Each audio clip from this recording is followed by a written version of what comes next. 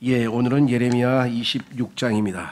예레미야 지난 시간에 이어서 24장, 5장, 6장, 3장에 걸쳐서 하나님께서 유다에게 바벨론으로 포로로 가게 될 것을 이제 온전히 정하셨다고 하는 그러한 메시지, 심판의 메시지를 전달하는데 여기에 대한 여러 가지 형태의 반응이 나왔는데 오늘도 역시 유대의 일부 지도자들이 저항을 하고 예레미야를 좀 박해하고 어렵게 하는 상황이 지속되고 있는 중이고 또 다행히 예레미야를 도와서 예레미야의 생명을 건지게 되는 그러한 또 하나님의 개입이 있게 되는 그런 내용들이 나와 있습니다. 자, 한번 본문으로 가보겠습니다. 자, 본문으로 가보시면은 26장 1절 유다 왕 요시아의 아들 여호야킴의 통치 초기에 이 말씀이 주께로부터 임하였으니 이같이 말씀하셨느니라. 주가 이같이 말하노라. 주의 집의 뜰 안에 서라.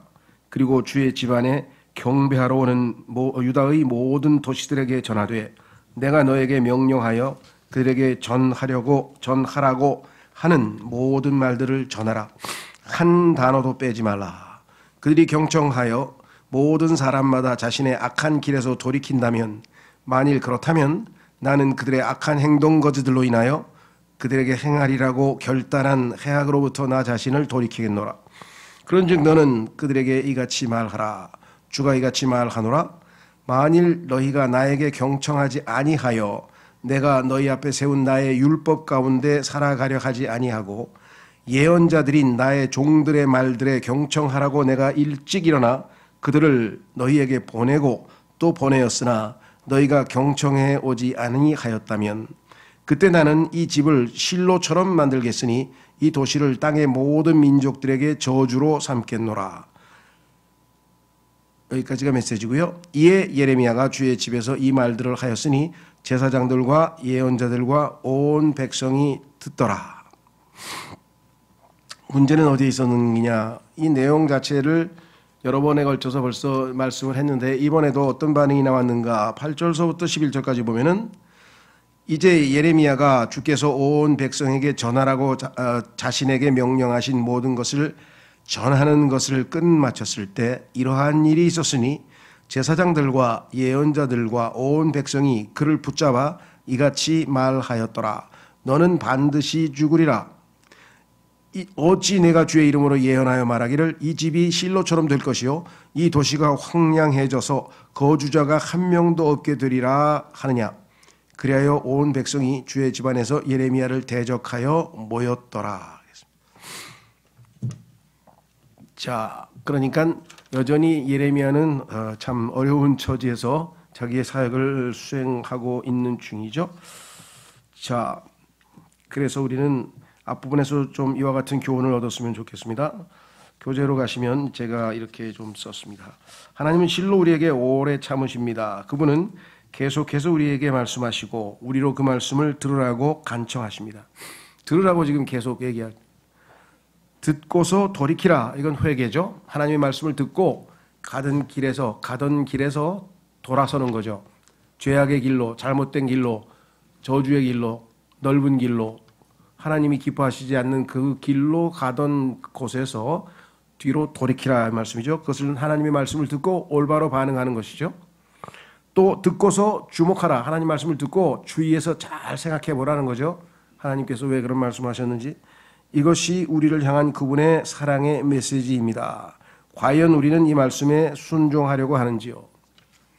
우리에게도 다양한 형태로 하나님의 말씀이 주일날 선포되기도 하고 또 아침 성경 공부에도 있고 자기가 개인적으로 하나님 말씀을 읽으면서 하나님의 메시지를 듣습니다. 그때 우리의 마음 상태가 어떠한가?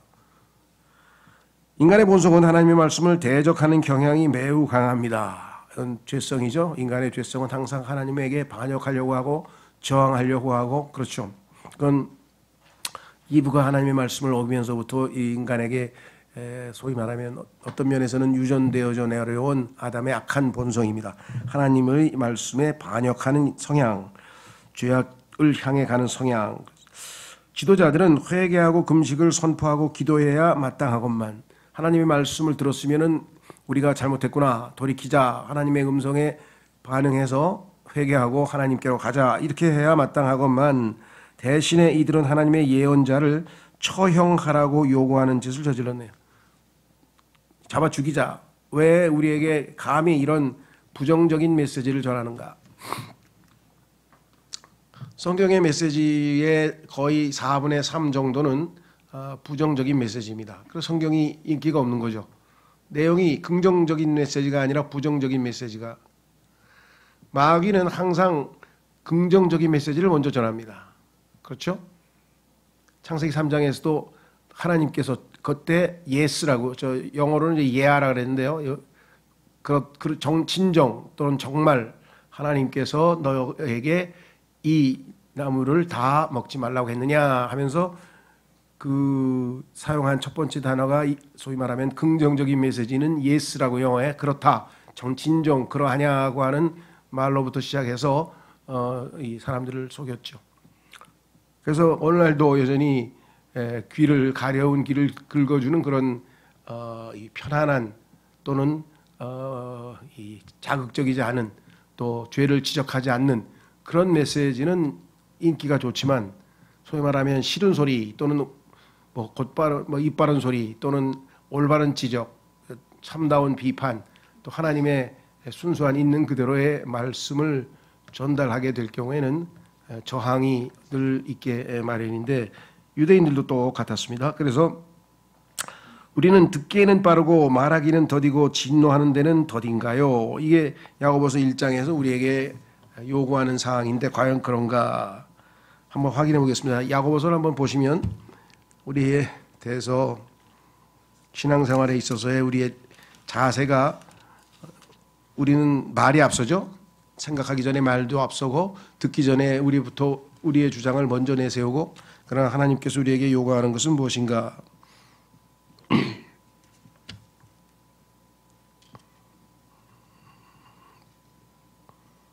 야고보서 1장 9절이 아니네.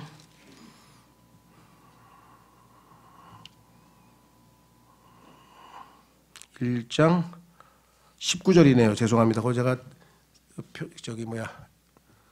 기록을 잘못했네요. 9절이 아니고 19절이죠. 이렇게 했습니다. 이러한 이유로 나의 사랑을 받는 형제들아, 사람마다 듣기는 빨리하고 말하기는 더디하며 경노하기도 더디하라. 이는 사람의 경노가 하나님의 의를 이루지 아니하기 때문이라. 우리 보면은 불의를 보고 참지 못해서 우리가 이 화를 내는 것, 그거는 잘못된 건 아닙니다. 그렇죠? 예수님도 불의를 보고 화를 내긴 하셨죠. 성경에 보니까 이유가 있을 때는 화를 내야 되는데 여기 보시면 더디하라, 더디하라. 서두르면 안 되고, 그렇죠? 한 템포 늦춰서. 그래서 오해하고 있는 것 중에 하나가 그리스도인들은 화를 내서는 안 된다. 그 마태복음 5장에 나와 있는 산상설교의 내용을 오해해서 그렇죠. 저 화를 내면은 뭐 지옥에 던져진다는 그런 얘기까지 나왔는데 거기에는 까닭 없이 화를 내는 거죠. 까닭 없이란 단어가 빠져 있단 말이에요. 개역성경에서. 기억나시죠? 예, 한번 확인해 보겠습니다. 그래서 그리스도인은 필요하면 또 중요한 순간에는 화를 내야지 모든 거를 그냥 화를 내는 것 자체가 잘못이다 이렇게 곡해하는 분들이 의외로 많아요. 마태복음 5장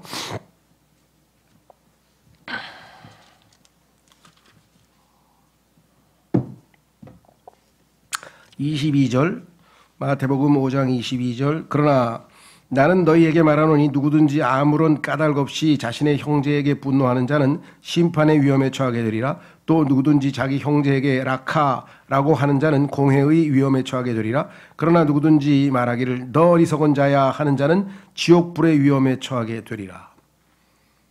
그런데 만약에 여기에 까닭 없이란 단어가 개역성경처럼 빠져버리면, 잘못된 성서처럼 빠져버리면 예수님도 지옥에 가야 돼요. 왜? 여기에 나와 있는 말씀을 예수님도 하셨거든. 화를 내시고 채찍을 만들어서 여러 번에 걸쳐서 하셨잖아요. 그죠? 무슨 말이 이해가 되시죠? 그러니까 까닭이 있을 때는, 이유가 있을 때는 화를 내도 합당하다는 건데, 이 단어를 슬쩍 빼가지고 그리스도인은 아주 화도 못 내는, 불의를 보고 그냥 넘어가는 그건 아니죠. 자, 그래서 에베소서 4장으로 가시면, 에베소서 4장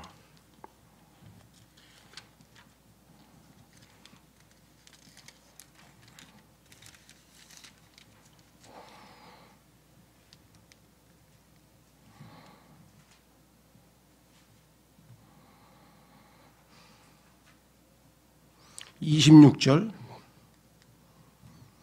에베소서 4장 26절.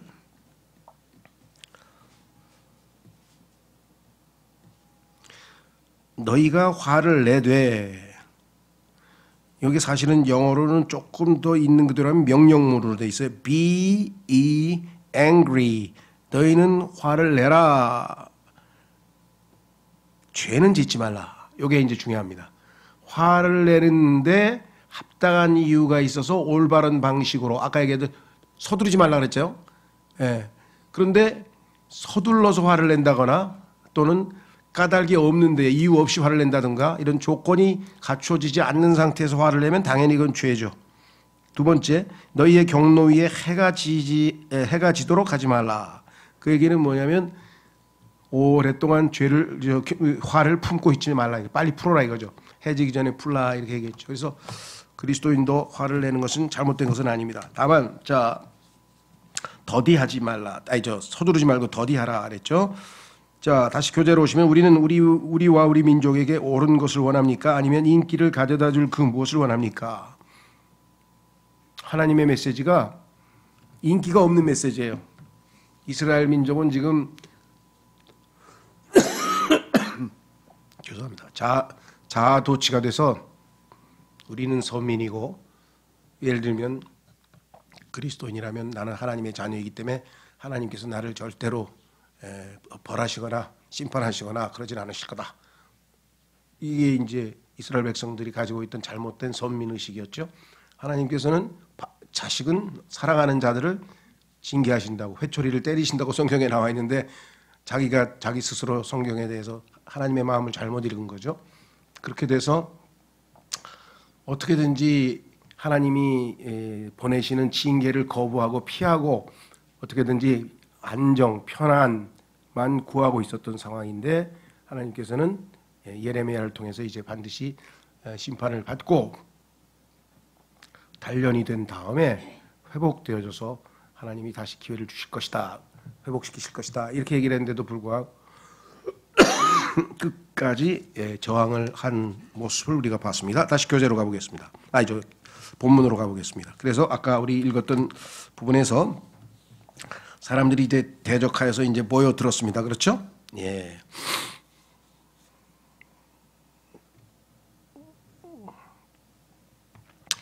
12절, 죄송합니다. 12절, 예. 9절까지 봤죠. 10절. 자, 대적하여 모였더라. 그 다음 구절입니다.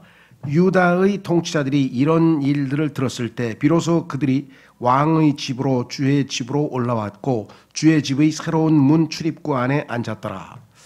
이런 일이 있다는 얘기를 듣고 이제 지도자들이 몇 명 모여서 11절, 그때 제사장들과 예언자들이 통치자들과 온 백성에게 일러 말하기를, 이 사람은 죽어 마땅하도다. 이는 너희가 너희의 귀로 들은 바와 같이 그가 이 도시를 대적하여 예언하였기 때문이라 하였더라.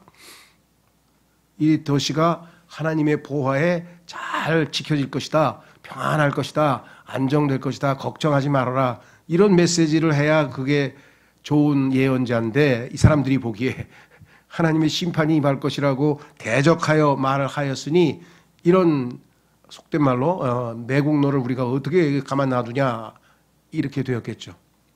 그렇죠? 예. 하나님의 말씀에는 아까도 말씀드린 것처럼 성경의 75%, 약 4분의 3 정도는 굉장히 부정적인 메시지가 많이 들어있기 때문에 다른 종교서적과 달리 성경은 인기가 없습니다. 예를 들면 재미있는 이 에피소드면서도 동시에 참 의미심장한 건데, 우리가 잘 아는 피터 러크만이라는 분의 구원 간증에 보면 그런 얘기가 나와요. 자기가 이제 DJ죠, DJ. 라디오 방송에서 음악 트는 DJ를 하는데 아침에 저녁에 이제 DJ 이 직업이 다 끝났으니까 거기가 바에서 방송국 바에서 이제 술을 마시는데 갑자기 26인가 7밖에 안 되는 사람이 이 세상에서 너무 뭐라 그럴까요? 바쁘게 안 한 거 없이 다 살아본 거야. 그러니까 20몇 살 때 자기가 경험한 모든 인생 경험 외에 인생이 뭐 별거 더 있겠냐. 나는 안 해본 거 없이 다 해봤는데 살 이유가 없다. 그래서 총을 꺼내가지고 이제 자살을 하려고 이렇게 방아쇠를 탁 당기려고 하는 순간에 갑자기 You need to read the Bible. 너는 성경을 읽어볼 필요가 있어. 그런 음성이 여기서 들리는 거예요. 이게 뭔 소리야? 아무도 없는데? 환청을 들었나? 그래 다시 총을 딱 땄는데 또 들려왔어요. 그 3번 들려오니까 이 사람이 속된 말로 그때 이제 좀 깡패 뭐 하여간 이렇게 구원도 못 받았으니까 입에 이제 욕이 붙었게 아이 젠장. 내가 지금까지 6,000권을 책을 읽었는데 하필이면 성경을 안 읽어가지고 해서 안 죽은 거. 왜? 성경을 읽었으면 죽었을 텐데 성경을 안 읽었잖아. 하필이면 그 많은 책을 읽었는데.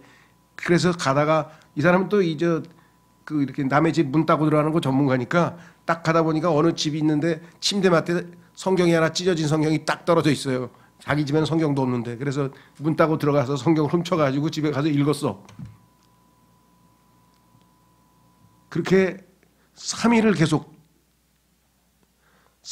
동안 계속 성경을 읽었는데 그 내용이 전부 다 하나님의 심판에 대한 얘기고 전부 다 지옥에 관한 얘기만 읽은 거야. 그러니까 술이 취했으니까 처음부터 읽은 게 아니라 착 펴가지고 아무데나 읽고 또 착 펴서 아무데나 읽고 착 펴서 아무데나 읽고 한 30분 던졌는데 계속 심판 지옥만 나오는 거예요. 3일 동안. 그래가지고 이제 속된 말을 바짝 쫄았지. 야 이거 아무래도 이 세상에서 누군가가 지옥에 가야 한다면 내가 제일 먼저 갈 사람 같다. 내가 여태까지 살아온 짓을 보면 그런 생각이 들어가지고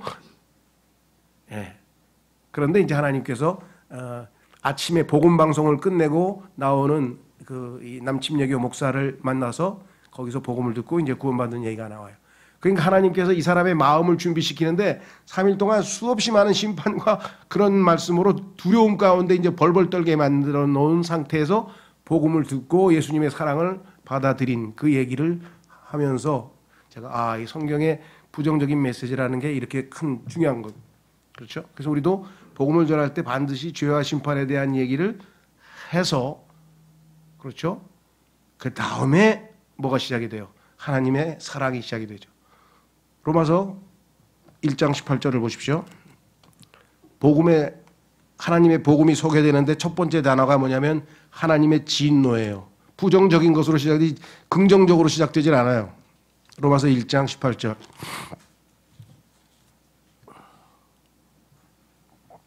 로마서 1장 18절서부터 하나님의 복음이 소개되고 있는데 하나님의 복음의 첫 단어가 하나님의 사랑이 아니고 하나님의 진노라고요. 진노.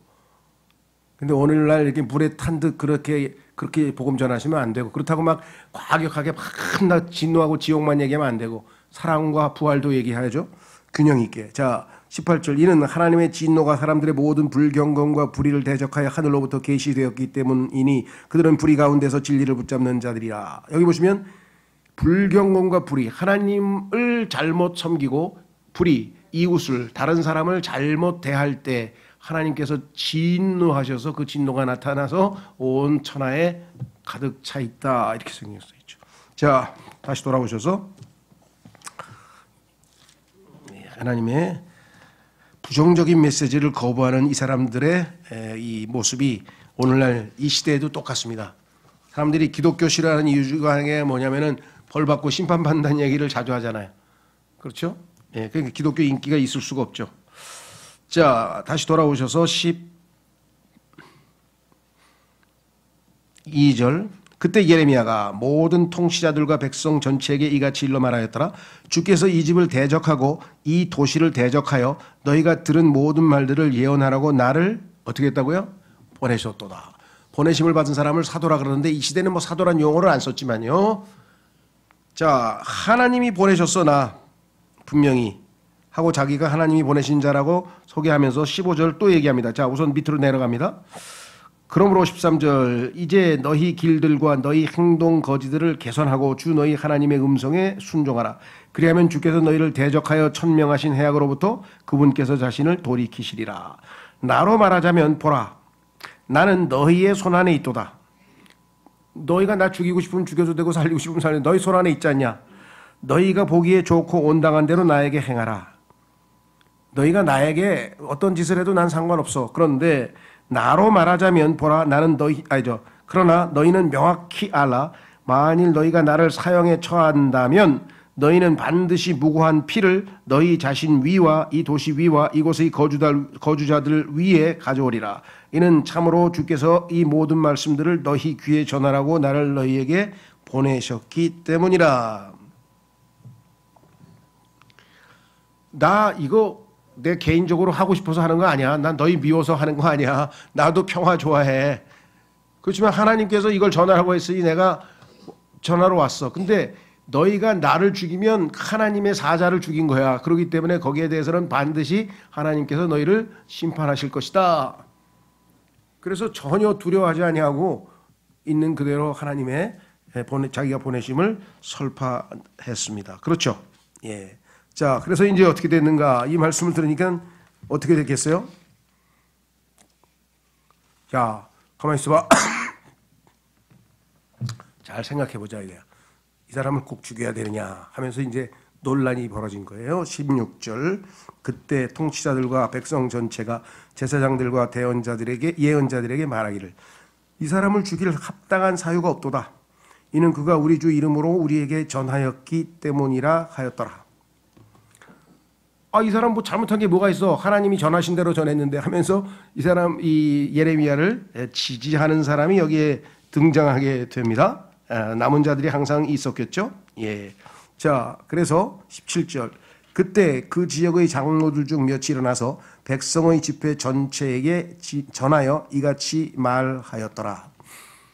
과거에 이와 비슷한 일이 있었는데 그때도 이러이러한 일들이 있지 않았느냐. 그러니까 지금 우리가 예레미야를 죽이는 것은 아닌 것 같다. 이런 결론을 내리게 됐어요. 자, 보세요. 18절 유다왕 히스키야의 날들에 므라세 쪽 미가가 예언하였고 유다의 백성 전체에게 이같이 일러 말하기를 만군의 주가 이같이 말하노라. 시온이 밭처럼 갈릴 것이요 예루살렘이 무더기들로 변할 것이며 그 집이 사는 숲의 높은 처소들과 같이 되리라 하였도다. 유다왕 히스기야와 온 유다가 그를 아주 사형에 처하였느냐? 이렇게 우리에게 부정적인 메시지를 정했다고 왕이 그때 그 메시지를 전한 미가라고 하는 예언자를 사형에 처했더냐? 그가 주를 두려워하였고 주께 간청하였더니 주께서 그들을 대적하여 천명하신 해악으로부터 그분께서 자신을 돌이키지 아니하셨느냐?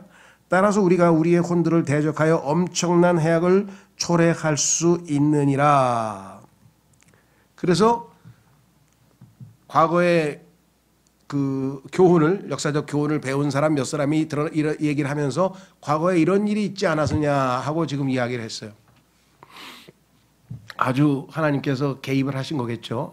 이 사람들이 무슨 특별히 똑똑해서가 아니라 하나님께서 예레미야를 살리시기 위해서 개입을 하신 겁니다. 그렇죠.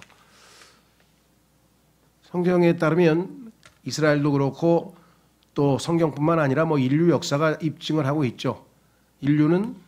인간은 역사로부터 아무것도 배우지 못한다는 사실을 인류 역사가 입증하고 있다. 똑같은 짓을 반복하고 또 반복하고 또 반복하고 또 반복하고 하는 게 인류의 역사죠. 그렇죠. 하나님께서 1차 창세기 3장에서 타락해서 기회를 줬더니 또 죄를 짓고 아벨에서 또 죄를 짓고 노아에서 또 죄를 짓고 네 번째 타락해서 아브라함 또 타락하고 하나님께서 타락하면 기회를 주고 타락하면 기회를 주고 6,000년 역사가 지금 진행되어 오는 도중에 인간이 자발적으로 하나님 앞에 반응해서 진정으로 하나님 마음에 합당하게 행한 적이 어디 몇 번이나 있었겠는가. 참으로 인간의 모습이죠. 그래서 이때에는 하나님께서 특별히 은혜를 주셔서 하나님께서 역사하신 그 과거를, 즉 역사로부터 뭔가 교훈을 얻은 사람들이 그래도 있었어요. 소수의 무리지만 이걸 남은 자들이라고 성경에서 항상 얘기하죠. 이스라엘이 다 하나님을 대적하는데 하나님께서 그래 내가 7천 명은 남겨놨으니까 이렇게 말씀하셨죠. 또 환란 때도 예수님 오실 때도 남은 자들이 있다는 거죠. 남은 자들이. 자, 그래서 우리는 그 교재로 다시 한번 돌아가 보십시오. 제가 그래서 그 내용에 대한 얘기가 요약되어 있습니다. 과거로부터 뭔가를 배우는 자는 실로 지혜롭다고 하였습니다. 이스라엘의 장로들은 말씀도 알고 민족의 역사도 알 뿐 아니라 대중을 경건하고 의로운 방향으로 이끌 능력도 있었습니다. 그렇죠? 모든 일이 자신들에게 불리하다고 할 때에도 하나님의 신실한 사람들은 실로 안전하게 보호됩니다. 예레미야는 전혀 두려워하지 아니하고 그대로 있는 그대로 얘기를 했더니 하나님께서 이 사람들의 마음을 움직여서 이들로 하여금 예레미야를 죽이지 못하도록 막아주셨죠.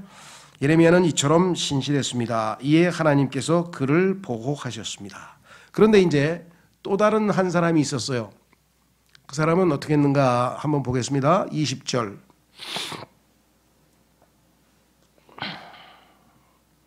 20절에 보시면 그리고 주의 이름으로 예언하였던 사람도 있었으니 곧 키럇 여아림 출신 세마야의 아들 우리자니라. 그가 예레미야의 모든 말들에 따라 이 도시를 대적하고 이 지역을 대적하여 예언하였도다. 똑같이 예레미야처럼 예언을 했는데 그리하여 여호야킴 왕과 그의 모든 막강한 남자들과 모든 통치자들이 그의 말들을 들었을 때 왕이 그를 사형에 처하는 것을 모색하였더라. 이번에는 죽여 없애려고 했죠. 그러자 우리자가 그것을 들었을 때 그가 무서워하였고 도망하였으며 이집트로 들어갔더라. 이게 이제 실패라 이 말이에요. 예레미야처럼 당당하게 너희가 하나님께서 나를 보내셔서 내가 하나님의 말을 선포하고 있는데 너희가 나를 사형에 처한다? 그러면 너희는 다 심판을 받을 것이다 하고 담대하게 하나님의 말씀을 선포하고 신실하게 서 있어야 되는데 여기 무서워하였고 도망하였으며 이집트로 들어갔도다. 이집트가 어디예요? 세상 아니에요. 세상을 예표하는 데 아니에요. 무서워하였고 도망하였으며 이집트로 들어갔더라. 이거는 끝까지 하나님에게 신실치 못한 그 예언자, 하나님의 일꾼의 모습을 보여주죠. 그래서 결국 어떻게 되는가 보세요. 예레미야는 살아남았지만 이 사람은 22절 그러자 여호야킴 왕이 이집트로 사람들을 보냈으니 곧 악볼의 아들 엘나단과 그와 함께한 몇 사람들이라. 그런즉 그들이 우리자를 이집트에서 연행하여 그를 여호야킴 왕에게 데려왔도다. 왕이 그를 칼로 살해하였고 그의 죽은 몸을 평민들의 무덤들 안에 던졌도다. 그래서 오늘 앞부분에 제가 거기 나와 있습니다. 뭐라고 되어 있습니까? 그 교재로 가보시면 우리자는 두려워 도망을 쳤고 결국 체포되어 죽었습니다. 이 세상에서 가장 안전한 곳은 다름 아닌 하나님의 뜻 아닙니다. 하나님의 뜻이 확실하면 그 누구가 우리를 죽일 수가 있겠어요. 그렇죠? 왜냐하면 바로 그 뜻에 따라 죽을 수도 살 수도 있으니까요.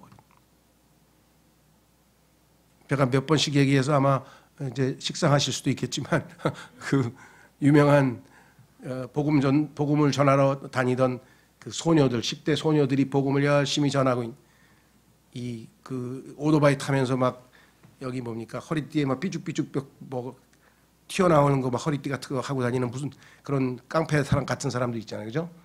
예. 그런 사람들한테 복음을 전할 때 그들이 짜증을 내면서 그냥 나이프를 착 키면서 너 한 번만 나한테 이 예수 믿으라고 떠들어대면 그냥 죽인다고 그렇게 협박을 했거든요. 근데 이 소녀들이 전혀 두려워하지 않아. 전도지를 하나 탁 꺼내더니 칼에다가 탁 꽂아주면서 가서 잘 읽으세요. 지옥에 안 가고 싶으면. 그랬더니 쳐다보고 슬금슬금하고 도망갔어요. 무슨 말이냐. 하나님께서 신실한 사람들은 지키신다는 거예요. 두려워할 필요 없다는 거예요. 그리고 죽었다고 치면 성경에서 뭐라 그랬어요? 이득이라 그랬잖아. 죽는 것이 이득이라고. 죽는 순간 뭐예요? 주와 함께 있을 거라고 성경에 써 있으면 이 땅에서 아득바득 사는 게 나아요? 주님과 함께 있는 게 나아요? 예. 사도 바울은 그냥 어떻게 했습니까? 이 그 담벼락에 끄집어 내려져 가지고 죽은 것처럼 돼 가지고 이제 복음 전하다가 이제 그렇게 박해를 받아서 죽은 것처럼 됐는데 갑자기 그 다시 살았죠. 그래서 셋째 하늘에 아마 그때가 아마 셋째 하늘에 간 것인 것 같은데 고린도후서에 보면은 하나님께서 다시 보내셔서 내려왔어요. 그때 바울은 어떻게 했습니까? 예, 다시 또 그 돌 얻어맞고 이 박해받은 그곳으로 또 복음을 전하러 갔잖아요, 그죠? 예. 그래서 이제 거의 대부분의 주석이나 설교에 보면은 야 바울의 그 순교 신앙이 대단하다. 바울의 순교 신앙 왜 복음 또 전하러 갔다 이게 지금 죽었는데 한 번 얻어맞고 죽었는데 또 갔다. 근데 어떤 분은 그렇게 해석하더라고요. 그거는 바울이 순교 신앙이 있어서가 아니라 셋째 하늘에 가서 딱 그걸 보고 오니까 이 땅에서 살 맛이 없어서 빨리 가고 싶어서 죽으러 간 거야. 그냥 일부러 무슨 복음을 전하러 가. 인간을 몰라도 너무 모르네 그러더라고. 그 얘기를 들으니까 그게 또 맞는 것 같아. 저는 후자가 맞는 것 같아. 그죠? 바울이 정말 믿음이 좋아가지고 돌로 얻어맞고 죽었는데 하나님 기회를 주시니까 다시 한번 순교하려고 갔겠어요? 아니면 셋째 하늘에 갔는데 말을 꺼낼 수 없을 정도로 어마어마하게 좋아. 계시록 20장서부터 한번 보세요. 거기 새 예루살렘을. 그 어마어마하게 좋은 곳에 갔는데 다시 땅에 내려와서 나보고 또 여기서 살라고? 아니지, 난 죽어야 돼. 그래서 다시 죽으러 들어간 거 맞죠? 여러분 생각은 어떠신가? 한번 생각해 보세요. 하여간 중요한 거는 여기는 그렇다고 해서 우리가 이 우리아를 뭐 비판할 수는 없죠. 그러나 믿음이 부족했죠. 그렇죠? 예. 이 백부장 믿음처럼 나도 내 밑에 수하가 100명이 있는데 오라 그러면 오고 가라 그러면 가는데 주님께서 굳이 우리 집까지 오실 이유가 뭐가 있습니까? 주님은 말씀만 하면 다 되는 온 우주 만물의 창조 주신데 그렇죠? 예, 주님께서 물고기 한 마리 잡아서 입에 너하고 나하고 반 세켈씩 한 세켈 동전 꺼내와라 그러더니 그 어떻게 그 물고기가 입에 동전을 물고 있었습니까? 예수님께서 보내셨겠지. 물고기 한 마리 입에 한 세켈 가지고 있는 물고기를 보내셨을 거 아니에요, 그렇죠? 예. 그러니까 이게 이제 뭐랄까 믿음의 차이인 것 같아요. 사랑은 모든 두려움을 몰아낸다. 하나님의 사랑이 확실하게 우리에게 있으면은 두려움이 없는 거예요. 그렇죠? 예, 주님께서 지켜주실 거라는 확신도 갖고 두 번째 안 지켜주시면 어떻게? 할라로 가면 되지. 자, 그래서 여기 예레미야와 우리자의 차이. 예.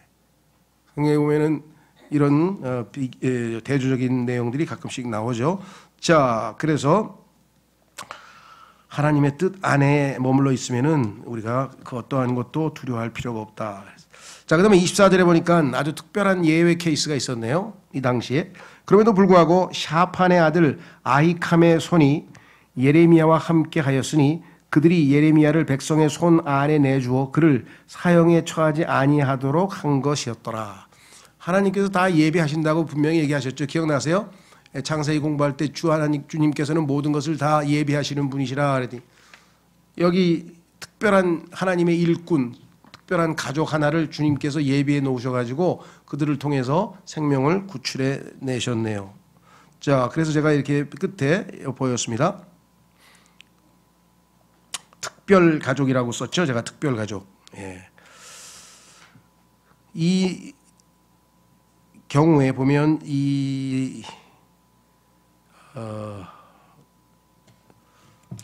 누구냐면 샤판의 아들 아히캄, 즉 요 가문은 하나님께서 남겨놓은 그 일꾼들의 하나인데 이렇게 썼습니다. 제가 하나님께서는 샤판의 아들 아히캄을 사용해서 예레미야를 구출하였습니다. 샤판은 요시야 왕이 성전을 회복할 때 율법책을 발견했던 바로 그 사람이었습니다. 성전을 회복할 때 다시 말하면 요시야가 유다 왕들 중에서는 상당히 개혁적인 하나님께서 착한 왕이라고 좀 선한 왕이라고 분류했던 그런 왕 중에 한 사람인데 이 사람이 옛 신앙을 회복하기 위해서는 성전을 회복해야 되겠다. 그래서 성전을 회복했는데 거기에 율법책이 하나 발견이 됐어요. 그래서 그 율법책을 왕에게 전달한 사람이죠. 그렇죠? 자, 그래서 그의 아들 그마리아는, 그러니까 이 샤판의 누굽니까? 그 아들 그마리아는, 이름이 그마리아입니다. 그마리아는 여호야kim 왕에게 간청하여 예레미야가 기록한 그 책을 파괴하지 않도록 하였던 것입니다. 없애지 말고 잘 보관해 달라고. 그러니까 하나님의 말씀을 사랑한 특별한 가족 하나가 있었네요. 이 가족은 전체가 하나님의 말씀에 원신되어 있었고, 이에 하나님께서는 이 가족을 사용하여 하나님의 종들을 도와주셨습니다. 그렇습니다. 그래서 오늘도 아마 우리가 지금까지 보는 그 일종의 하나님의 심판에 대한 경고의 메시지, 이에 대한 이스라엘 백성들의 잘못된 반응, 거기에 대해서 하나님께서 예레미야에게 다시 그들을 보호하고 또 계속해서 하나님의 이 말씀 사역을 이어가는 것. 참 어떻게 보면 패턴이 비슷비슷한 내용들이 지금 반복되어 나오죠. 예레미야서는 어떻게 되어 있는 거 아니? 총 52장 중에서 앞부분, 지금 우리가 읽는 1장서부터 29장까지는 계속해서 하나님의 심판이 주 메시지고, 가끔씩 회복에 대한 희망의 약속이 주어져 있습니다. 그리고 24, 25, 26 우리가 이번에 읽은 이 부분에서 특별히 70년이라고 하는 하나님의 그 징계의 기간이 확정되었다는 사실을 우리가 알게 되었죠. 그렇죠? 그래서 이제는 더 이상 돌이킬 수 없다는 것이 하나님의 뜻이라는 것을 알게 되었고요. 그래서 결국은 29장까지 심판에 대한 메시지가 지속되다가 이제 30장서부터 33장에 걸쳐서 하나님께서 회복의 메시지를 전달하는 거예요. 하나님은 약속하셨죠. 70년이 지나면 다시 돌아오게 하시겠다고. 우리도 마찬가지입니다. 지금 현재 주님께서 가셨지만 분명하게 다시 돌아오실 것이라는 약속을 하셨기 때문에 이스라엘 백성이 주님께서 그들에게 다시 회복시켜 주시기를 기다리는 것과, 우리가 주님께서 다시 오셔서 이 땅을 온전히 주님의 왕국으로 세우실 것을 기다리는 것과 같은 입장에 놓여 있습니다. 그래서 우리는 마음을 완악하게 하지 말고 예레미야처럼 신실하게 하나님의 보호하심과 하나님의 돌보심을 의지하고 믿음으로 끝까지 신실해야 될 것을 우리가 성경에서 배울 수 있겠고요. 두 번째는 우리도 또한 이 특별한 가족처럼 하나님의 일꾼들을 돕는, 그렇죠? 성경에 보면은 하나님께서 이와 같이 특별히 사용하는 가끔 가다가 이런 가족들이 등장을 합니다. 그렇죠? 그래서 우리도 이와 같이 하나님 앞에 다른 지체들을 돕고 유익하게 하고 세우는 그러한 일꾼으로 쓰임받는 그런 사람들이 되었으면 좋겠습니다. 그리고 정말 우리가 부정적인 메시지를 전할 때 우리가 정말 주저하지 않고 담대해야만 합니다. 다만 그 진리를 사랑으로 전해야 되겠죠. 분노에 찬 억양으로 또는 진노의 스피릿 영으로 우리가 만약에 마치 정죄하듯이 다른 사람들의 죄를 정죄한다면 그것은 부정적인 메시지를 잘못 전하는 겁니다. 부정적인 메시지도 사실은 사실입니다. 지옥이 있다는 사실과 예수 그리스도를 거부하면 지옥의 심판에 처한다는 사실은 분명한 사실이지만 그것을 어떤 마음 자세로 하는가. 과거에 어떤 사람들이 거리 설교를 다녀왔습니다. 그래서 승리하고 왔대요. 승리. 그래서 그게 무슨 승리를 하고 왔냐 그랬더니 이제 종로 3가에 가서 파고다공원에 가서 거기에 있는 노인들에게 이제 복음을 전한 거예요. 근데 아시다시피 노인들은 고집이 셉니다. 왜냐하면 죄인인 자가 무르익어서 60년, 70년을 그냥 죄를 물 마시듯이 먹고 살았잖아요. 그게 몸에 배어 있기 때문에 정말 나이가 들어갈수록 복음 전에서 변화된다는 것은 어려운 거예요. 이미 자기 주장이 꽉 차 있고 정말 하나님께서 특별하게 역사하지 않고는 이 노인들은 굉장히 복음 전하기가 어려워요. 그래서 그 선교사들이 한 그런 세계 선교의 통계에 보면은 보통 10세에서 15세 또는 15세에서 최대 20세까지가 복음을 받아들이는 확률이 제일 많고 나이가 들어갈수록 점점 그 퍼센티지가 낮아져요. 그리고 특히 나이 넘어서 60 넘고 자기 주장이 센 사람은 웬만해서는 잘 예수님을 영접을 잘 안 해요. 그러니까 막 노인들이 귀찮아가지고 뭐라 그랬겠죠. 그럼 할아버지 그래도 나중에 또 한번 제가 예수님에 대해서 잘 얘기해 드릴게요. 뭐 전도지 하나 드릴게 한번 꼭 이 만화 한번 읽어보세요 하고 오면 좋은데 나는 전했어요. 지옥에 나가세요. 그러고 왔다는 거예요. 그리고 할렐루야 하고 승리하고 왔다. 그래서 내가 잘못 전하셨네. 그러면 그 사람이 다음에 복음을 듣겠어요? 안 듣겠어요? 한 번에. 그렇죠. 예, 그래서 우리가 담대한 것과 지혜롭지 못한 거는 별개의 문제라죠. 지옥에 대해서 얘기하지 말라는 게 아니에요. 할아버지, 저는 정말 할아버지를 사랑하는데 할아버지가 정말 힘들고 위험한 형벌의 장소에 갈까 마음이 무거워서 꼭 알려드리는 거예요. 지금은 안 믿더라도 가만히 한번 잘 생각해 보세요 하고 좋은 말로 해야지. 그죠? 진리를 사랑으로 말하라. 에베소서 4장에 나와 있죠. 예, 한 말씀 찾고 읽고 마치겠습니다. 에베소서 4장 15절.